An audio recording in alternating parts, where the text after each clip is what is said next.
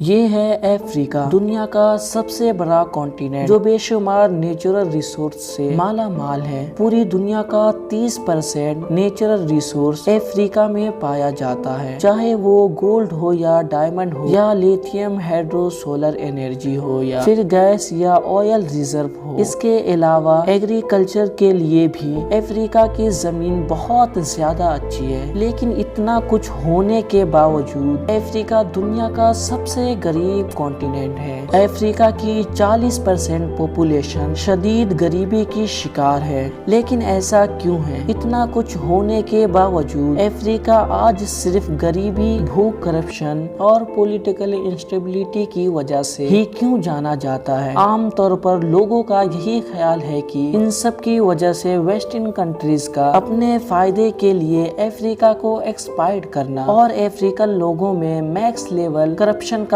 ہونا ہے۔ مگر افریقہ کے جغرافی میں بھی افریقہ کی غریبی کا بہت بڑا ہاتھ ہے۔ اسی طرح کچھ اور فیکٹ بھی ہے جس نے افریقہ کو اس حال میں پہنچایا ہے۔ آخر وہ کیا ریزن ہے جنہوں نے افریقہ کو اتنا غریب بنا دیا ہے؟ سب سے پہلے تو اس میں کوئی شک نہیں ہے کہ ویسٹرن کنٹریز کا افریقہ کو اس حالات تک پہنچانے میں بہت بڑا ہاتھ ہے۔ کئی سو سال تک افریقہ اور فرانس امپائر کا، برٹش اور فرینچ امپائر کا حصہ رہا ہے، جنہوں نے اپنے فائدے کے لیے افریقہ کے بہت سے نیچرل ریسورس کو ایکسپلوئٹ کیا ہے۔ 9ویں صدی میں افریقہ کے فزیکلی اسٹرانگ لوگوں کو غلام بنا کر یورپین کنٹریز لے جایا جاتا تھا۔ اسی طرح ویسٹرن پاور کے بیچ افریقہ کو کنٹرول کرنے کی ہمیشہ سے ایک ہی چاہ رہی ہے۔ افریقہ کا ڈائمنڈ اور گولڈ کے ریزرو کو حاصل کرنے کے لیے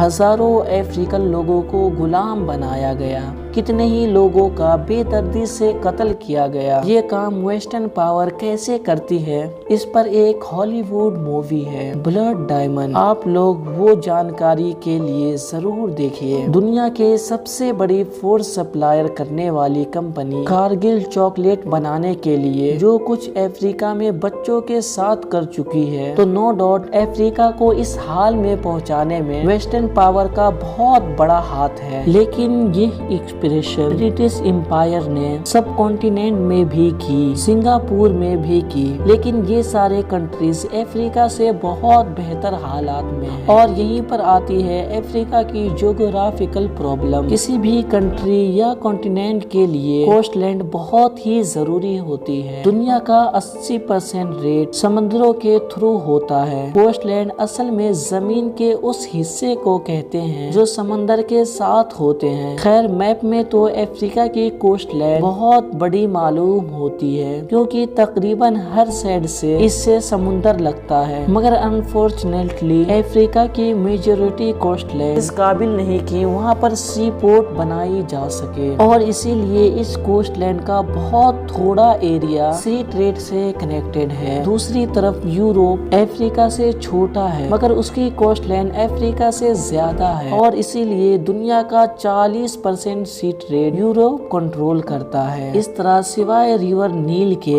افریقہ کا کوئی دریا اتنا کھلا نہیں ہے اور نیویگیبل نہیں کہ ان میں بڑی کارگو شپ چل سکے۔ اسی لیمیٹیشن کی وجہ سے افریقہ میں ٹریڈ کرنا ہمیشہ سے بہت مشکل رہا ہے۔ ایک اور چیز جس نے افریقہ کو فائنینشلی بہت زیادہ نقصان پہنچایا ہے وہ ہے سمندری لٹیرے۔ ہارن آن افریقہ کا یہ سارا ایریا کارگو اور کمرشل شپ کے لیے شاید دنیا میں سب سے خطرناک پوائنٹ ہے، کیونکہ یہاں پر زمالی لٹیرے ہیں جو یہاں سے گزرنے والی آئل ٹینکر اور کمرشل شپ پر اٹیک کرتی رہتی ہے، اور اسی لیے یہ جیبوٹی میں بہت سے کنٹریز نے اپنی ملٹری بیس بنائی ہوئی ہے تاکہ اس سارے روٹ کو روٹیٹ کر سکے۔ لیکن باقی کے اس سارے ایسٹ افریقہ میں باقی کسی پاورفل کنٹریز کی بیس نہیں ہے، جس کی وجہ سے یہاں پر پر لٹیروں کا بہت کنٹرول ہے۔ اس طرح ویسٹرن افریقہ میں سمندری لٹیروں کی وجہ سے یہاں سے گزرنے والے شپ کے لیے ایک ڈینجرس پوائنٹ بنا ہوا ہے۔ اکتوبر 2013 میں ادھر نائجیریا کے پاس سمندری ڈاکو نے ایک آئل ٹینکر پر اٹیک کیا اور اس کے سارے امریکن اسٹاف کو کڈنیپ کر لیا اور سارے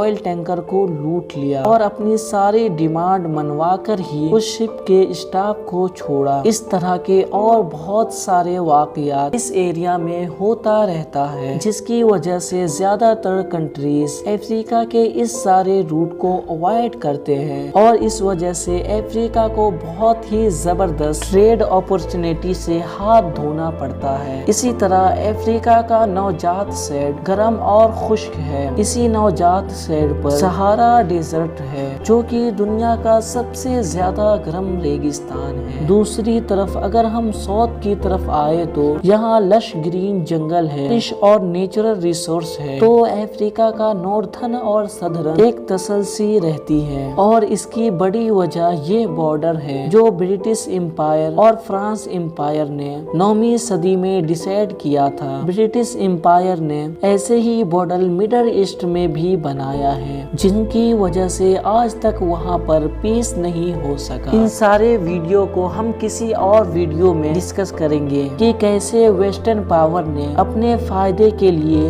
اوٹو ون امپائر کا بٹوارا کیا اور اس کا نتیجہ مڈل ایسٹ آج تک بھگت رہی ہے۔ ایسے ہی کچھ افریقہ کے ساتھ بھی ہوا ہے۔ انہی بارڈر کو ڈیسائیڈ کرتے وقت لینگویج، ریلیجیس اور کلچر کا خیال نہیں رکھا گیا، جسے افریقہ پچھلے 60 سالوں سے کسی نہ کسی سول وار کا شکار کر رہا ہے۔ لیکن ایسی ہی ایک کنٹری ہے جو اپنا مقدر بدل رہا ہے اور وہ ہے بوتسوانا۔ بوتسوانا آج افریقہ کا سب سے امیر کنٹری ہے۔ بوتسوانا بھی باقی افریقن کنٹریز کی طرح 1967 میں ہی برٹش کی غلامی سے آزاد ہوا، لیکن جہاں باقی افریقن شدید غریبی کا شکار ہے، وہیں بوتسوانا کی پر کیپیٹا انکم میکسیکو اور کوسٹا ریکا کے برابر ہے۔ بوتسوانا نے یہ سب کیسے اچیو کیا، بہت جلد ایک دوسری ویڈیو میں ڈسکس کریں گے۔ افریقہ کے لوگوں کو بوتسوانا کو ایگزامپل بنانا چاہیے